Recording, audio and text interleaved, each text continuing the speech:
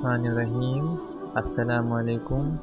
पिछले part 14C में हमने सुना था कि मोहम्मद कासिम कहते हैं कि अपने ख्वाबों में मैंने नबी ईसा अलैहिस्सलाम को आसमान से उतरते देखा है। उनके गीले काले बाल हैं और वो मिडिल ईस्ट के एक आदमी जैसे दिखते हैं। मैं और कुछ मोमिनों जो बचे हुए हैं ईसा अलैहिस्सलाम के साथ रहने लगते हैं और इसके बाद याजूज माजूज का निकलना होता है। अब आगे मोहम्मद कासिम कहते हैं कि मैंने दज्जाल के बारे में कई सपने देखे हैं और मैं उस सपने को हिस्से में शेयर करने जा रहा हूँ। ये पहला हिस्सा है। मैंने अपने ख्वाबों में कई बार दज्जाल को देखा है। दज्जाल की हाइट 6 फीट 1 या 2 इंच है। छोटे घुंघराले बाल और उसके थोड़े काले रंग का है। उसका चेहरा बहुत ही कठोर है और जब वह चलता तो ऐसा लगता था कि उसके सामने कोई खड़ा नहीं हो सकता। वो मुझे एक आम आदमी की जैसा लगता है, लेकिन उसके पास कई जादुई ताकतें हैं। जब अल्लाह अपनी रहमत से पूरी दुनिया को अपने नूर से भर देता है तो कुछ देर के लिए ये दुनिया अमन से भर जाती है और कुछ सालों के बाद दज्जाल अचानक निकल आता है। जब दज्जाल निकलता है तो नेक लोगों को फिक्र होती है। दज्जाल अपने आप को खुदा कहने की दावा करता है और उसके पास जादू ताकतें भी होती है।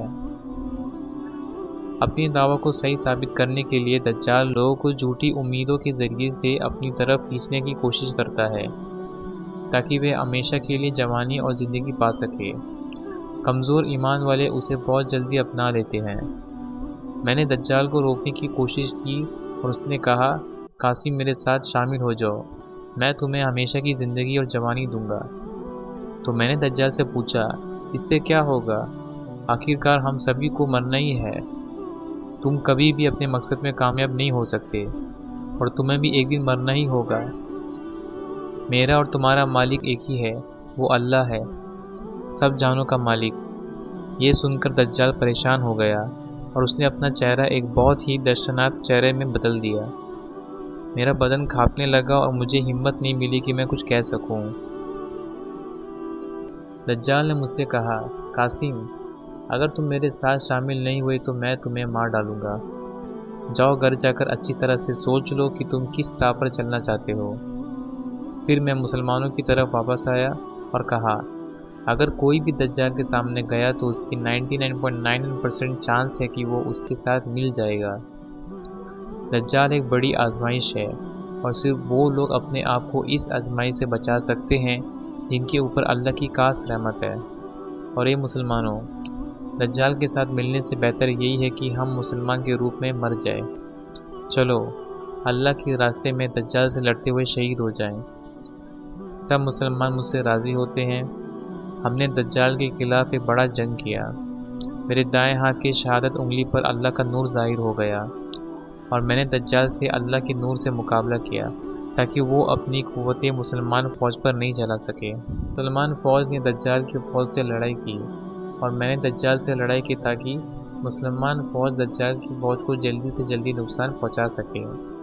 मैंने अल्लाह के नूर से दज्जाल से लंबे वक्त तक लड़ाई की, लेकिन दज्जाल बहुत ही ताकतवर था और उससे लड़ाई करते हुए अचानक मेरी शहादत की उंगली से अल्लाह का नूर गायब हो गया। मैंने अपने आप से कहा, कासिम यहाँ से भाग जाना ही बेहतर है।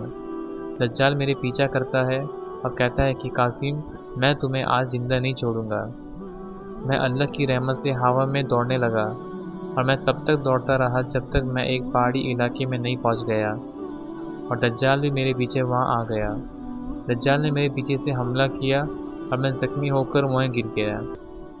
वहाँ एक बड़ा पत्थर पड़ा था और उसने कहा, कासिम मुझ में अपने आप को छुपा ले, मैं तुम्हें दज्जाल से बचा लूँगा।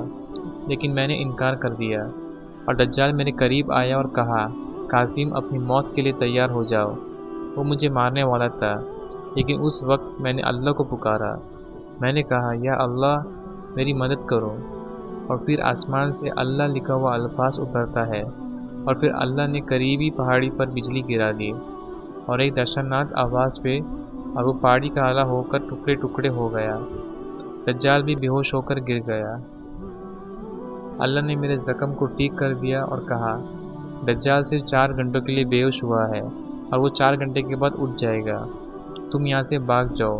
اور کسی جگہ چھپے رہو جب تک میں تمہیں حکم نہیں دیتا، اور دجال کے سامنے مت آنا۔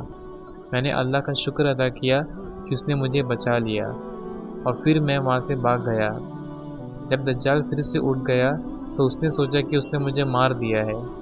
پھر دجال مسلمانوں کی طرف واپس آیا اور انہیں بتایا کہ اس نے مجھے مار دیا ہے، اور مسلمان اس بات کو سن کر کمزور ہو گئے۔ دجال نے پھر سے اپنی مشن شروع کر دی بنا کسی روک ٹوک کے۔ میری موت کی خبر سے مسلمانوں کے جذبات نیم ہو گئے۔ یہیں پر پارٹ 15 ختم ہوتی ہے۔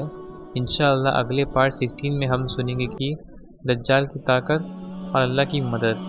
جزاکم اللہ خیر۔ السلام علیکم ورحمۃ اللہ وبرکاتہ۔